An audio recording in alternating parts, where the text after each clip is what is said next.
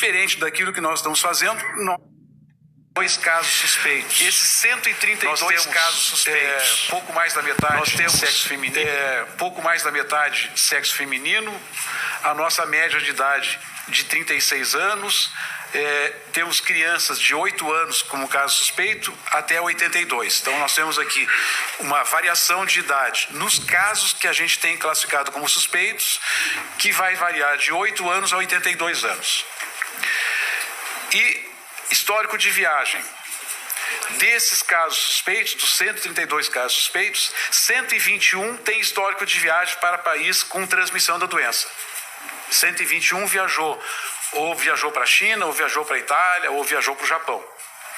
8 desses 132 casos são contatos de casos suspeitos. Então, 8, isso vai começar a aparecer agora. Antes não aparecia, antes era sempre pessoa que tinha viajado. Como agora a gente já tem um caso confirmado, nós vamos encontrar aqui, 3 são contatos de caso confirmado. Então, deste caso confirmado, nós temos 3 contatos que estão sob avaliação. Entraram como casos suspeitos e estão sendo avaliados. E 8 são contatos de casos suspeitos. Então, não são contatos desse camarada aqui, porque esse já está confirmado. São contatos de pessoas que estão sendo avaliadas. Tá claro isso? Tá? Esse aqui a gente mostrou na última apresentação e nós vamos continuar mostrando sempre. Porque isso é o que a gente mais pode, que é de mais importante naquilo que a gente pode fazer. Se a gente está alarmado com o número de casos, se a gente está preocupado com o aumento que nós tivemos nas últimas horas, isto aqui é o que a gente tem de instrumento para tentar reduzir a transmissão, para tentar reduzir a velocidade da transmissão.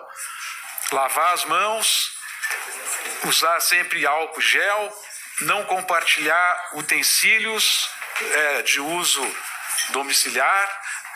Eu fiz uma referência ao chimarrão, o pessoal do Rio Grande do Sul tem repercutido muito a questão do chimarrão. Nós não somos contra o chimarrão e nós nem vamos acabar com o chimarrão em função disso. Basta que as pessoas usem a sua bomba e a sua cuia para tomar o seu chimarrão. Pode até compartilhar a água da garrafa térmica, mas cada um usa o seu instrumento para poder continuar tomando chimarrão. Isso vale para o cafezinho e vale para a água. A questão da prevenção também é importante. Quando nós tivermos a vacina disponível, fazer a vacina. E hábitos saudáveis, alimentação, tomar bastante líquido, fazer atividade física, procurar andar em ambientes sempre o mais ventilado, aberto possível, evitar as aglomerações em ambientes fechados. Cuidado quando a gente tossir, cuidado quando a gente espirrar, evitar os cumprimentos com beijo. Essa é uma prática que a gente tem que começar a colocar em prática isso, né? Evitar 2 beijos, 3 beijos, evitar, mesmo que não seja na boca, evitar os contatos manuais, porque a mão da gente invariavelmente está contaminada. Se ela não está contaminada por germe que nós temos, ela está contaminada porque eu peguei esse microfone, várias pessoas pegaram esse microfone nas últimas 6 horas. Ao abrir a porta, a gente mexe como que chama? Na maçaneta da porta. A maçaneta da porta é um dos lugares mais contaminados sempre. Uma coisa que me chama atenção nos aeroportos. Eu estive olhando o aeroporto do Galeão nesse fim de semana. A gente vai fazer a lavagem das mãos, lava as mãos, daí quando tu vai secar a mão, tu passa num dispositivo onde tem o papel, em que o dispositivo ele não sai eletronicamente. Tu tem que ir numa roldana e ficar fazendo aquele movimento na roldana para o papel sair. Acabou a lavagem das mãos. Quando eu fiz isso e fui naquela roldana para ter o papel, eu fui no lugar que 100% das pessoas que tiveram aquele banheiro usaram aquele local. Aquele local ali é o que está mais contaminado. Então eu lavei as minhas mãos e ao pegar o papel para secar as mãos, eu contaminei novamente.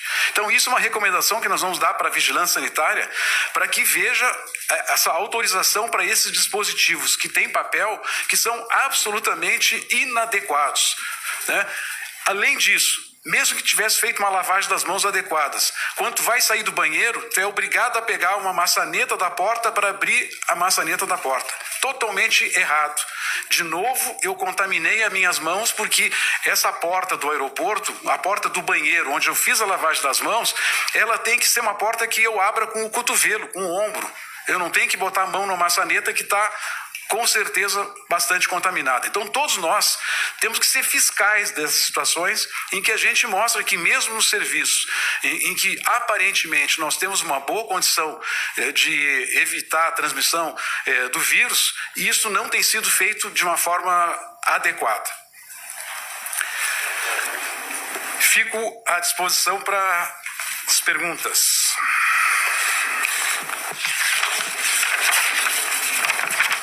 Oi, secretário. Natália. São 3 questões. A primeira delas, sobre a antecipação da vacina contra a gripe. O ministro anunciou lá em São Paulo, que é dia 23. Eu queria saber quantas doses o Ministério já... Porque ontem tinha dúvidas das doses, que se estariam disponíveis ou não. Começa mesmo por aquela lógica dos estados que o ministro falou ontem, ou vai ser para todo o país e aí vocês vão ter doses para distribuir para todo o país? Outra questão, esses casos que o senhor disse que foram notificados, por exemplo, São Paulo tem uma diferença do dado que eles divulgaram lá para esse aqui, já é em função disso? Claro, São Paulo divulgou na entrevista coletiva deles 85 ou 88, isso. E a gente tem aqui um número de 55, é porque parte desses 85 estão nos 213 lá embaixo que nós ainda não conseguimos avaliar. Certo. Tá? Então, isso que aconteceu com São Paulo está acontecendo com vários estados. Provavelmente o Rio Grande do Sul não tenha 24 casos. Tem mais de 24 casos notificados. Parte está lá embaixo nos 213. Tá, e as confirmações aí agora depende ou não desses... Bom, nós agora vamos ter que refazer a nossa dinâmica de trabalho. Eu vou, inclusive, propor uma alteração no horário da nossa entrevista coletiva para nós nos adequarmos melhor a essa situação. Eu vou propor para vocês, no final, uma mudança no horário, porque o número de casos foi tão elevado, e provavelmente isso continue ocorrendo nos próximos dias, que nós vamos ter que fazer uma reorganização da nossa área técnica que faz essas avaliações, para que a gente não fique atrasado, porque senão nós vamos chegar aqui mostrando números que estão aquém daquilo que os estados estão divulgando.